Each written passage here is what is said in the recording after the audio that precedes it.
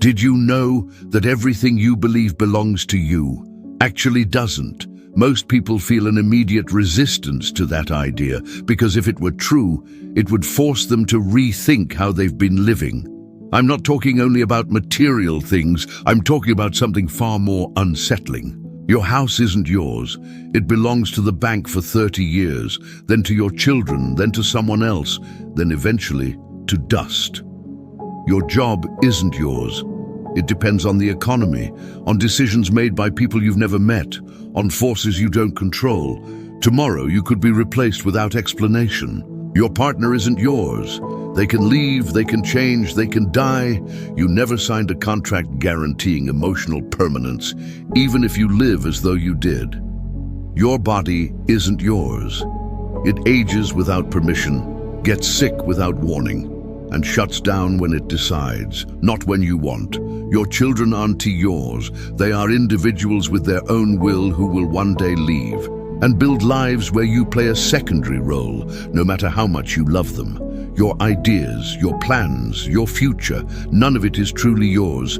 It's all projection, all hope, all capable of collapsing tomorrow. And this is where the discomfort sharpens, because now comes the brutal question, so what do you actually have? Nothing permanent. This doesn't mean you're insignificant. It doesn't mean you lack value.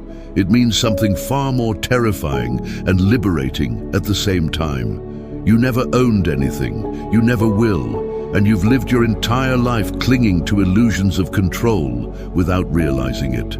Nearly 2,000 years ago, Marcus Aurelius, the most powerful man in the world, emperor of Rome, ruler of armies, territories, and millions of lives, wrote in his Meditations something that quietly shatters every illusion of ownership.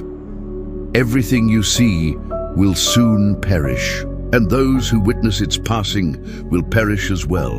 And the one who dies old is no worse off than the one who dies young. He, with all the power in the world, understood that he owned nothing, not even his next breath. You, with far less, still believe you control something. Is that wisdom, or is it just denial with a mortgage?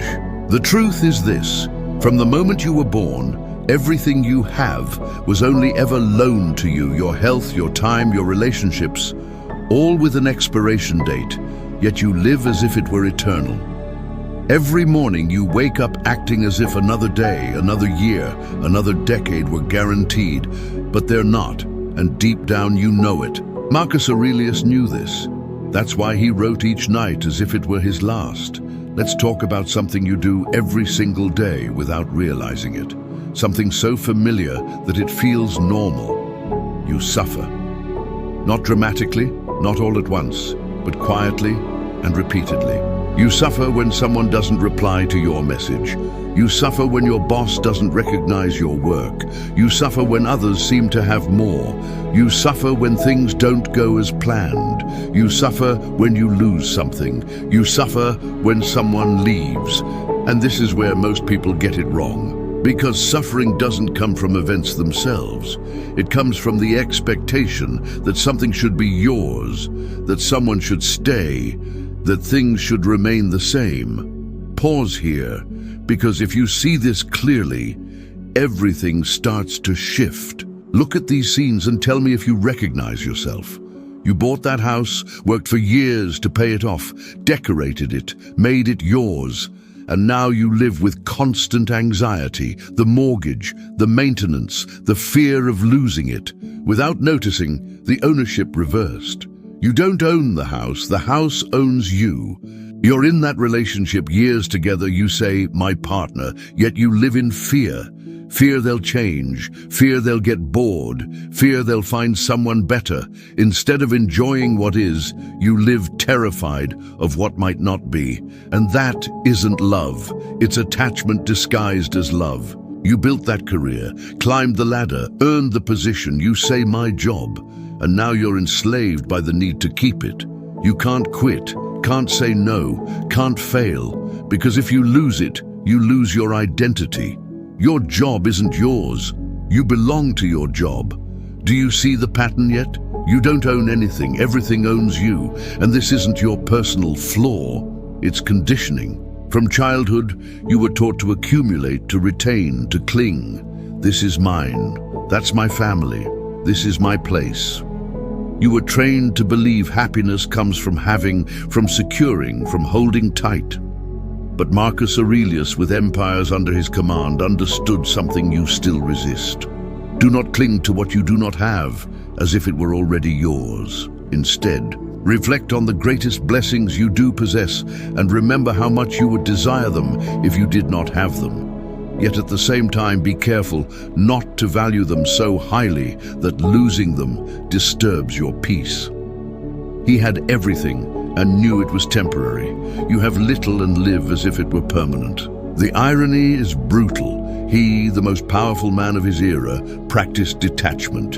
You, living an ordinary life, practiced clinging. And here comes the part almost no one wants to accept. Your suffering doesn't come from what you lose.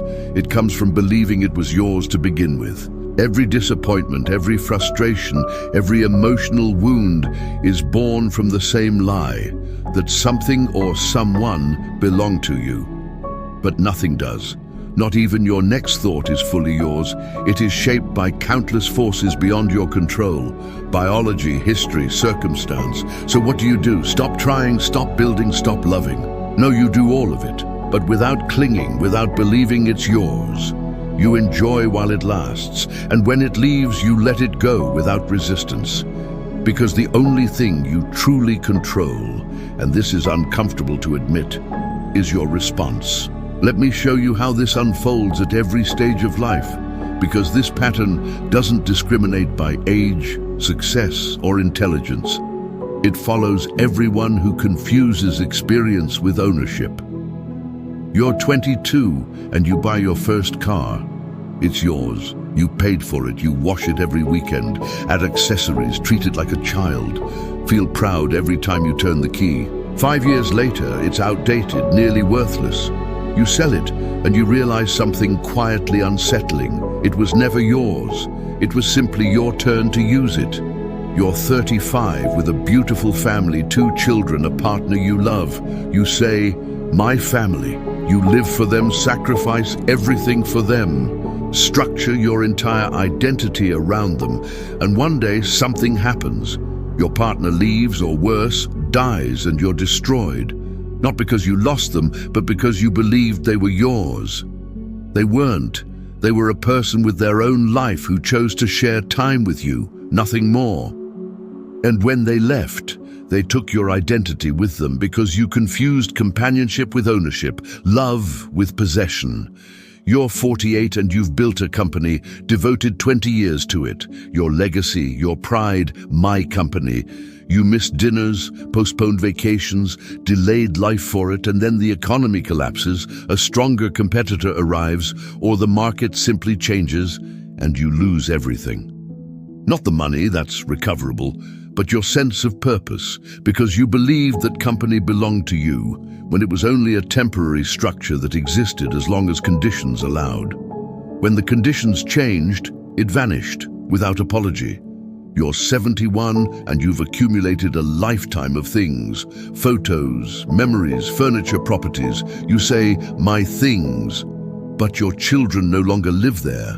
Your friends are gone, your body no longer responds, and you realize it all means far less than you thought. You can't take it with you, and when you die, others will sell it, discard it, or forget it within months. You spent decades accumulating, protecting, worrying, and in the end, none of it was yours. Do you see the pattern now? At every age, attachment steals your peace. The illusion of ownership enslaves you, and when something is lost, it's not the loss that hurts. It is the resistance to accepting that it was never yours. Marcus Aurelius, ruling an empire, wrote, "Death is a release from the impressions of the senses, from the impulses that jerk us like puppets, from the workings of the mind, and from the service of the flesh." He understood that even his own life wasn't his, it was a temporary loan. You, with far less, keep fighting to hold on to the unholdable. You're not living, you're clinging, and that isn't life. It's constant resistance to reality. Life isn't yours. It never was. It's a temporary phenomenon you're experiencing, and the sooner you accept that, truly accept it, the freer, lighter, and more present you become. Now comes the part that changes everything, but only if you're willing to be honest with yourself. If you truly want freedom from suffering, if you truly want to stop living in fear of loss, you must do something radical, something your ego will hate, something your mind will resist with all its strength. This isn't comfortable, and that's the point. Here's the challenge. For one full day, practice conscious detachment. Choose one thing, one relationship, or one idea you're attached to, and release it mentally, not physically, mentally. Most people stop listening here. But wait, how can I let go of my family? I didn't say abandon them. I said release the attachment. Stop saying my partner and say the person I share my life with. Stop saying my children and say the people I care for while I can. Do you see the difference? One is possession, the other is presence.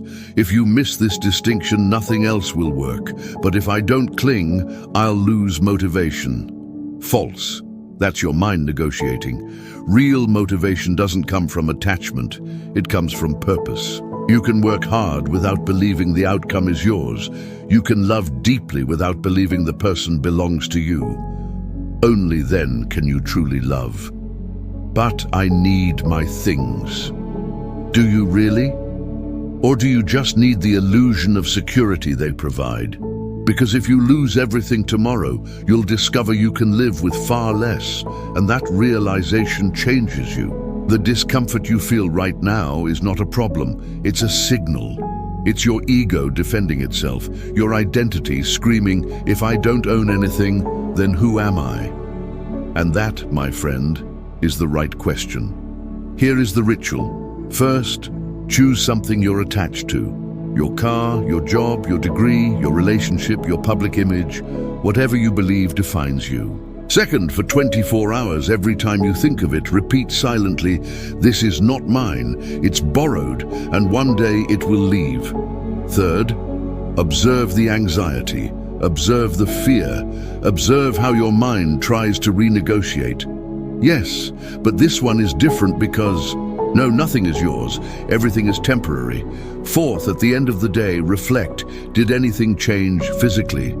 No, but something changed within you. You began to understand that you can enjoy without possessing, love without clinging, build without depending.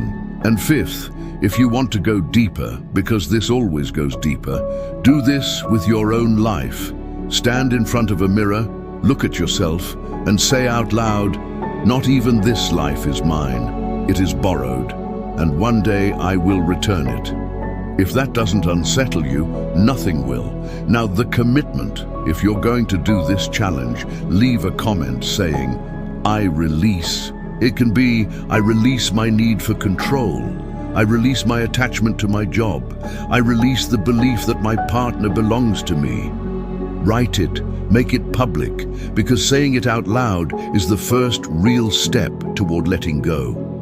If this video stirred something deep in you, subscribe to Stoic Life 360, like it, and share it with someone who needs to hear this, not for numbers, but because sharing it means you chose clarity over illusion, freedom over attachment. Marcus Aurelius ruled the entire world and knew he owned nothing. You have far less, but you can be just as free. The question is, do you dare to let go?